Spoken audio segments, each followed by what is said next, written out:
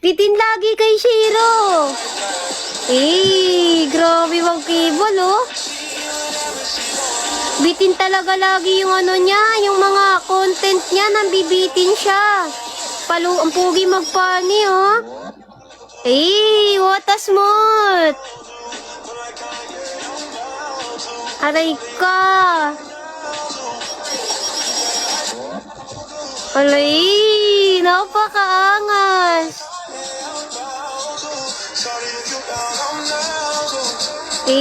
Grabe. Ganon dapat, tinatapos mo yung ano, yung kahit sa dulo ng music para hindi mabitin.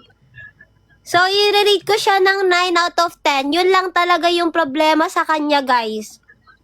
Yun lang problema kay Shiro, guys. Pogi na. Mapapalo back ko na naman. Ano ba yan? Wala na. Dadami na naman yung following ko. Oh, grabe. Pogi magpani. Pogi mag-edit.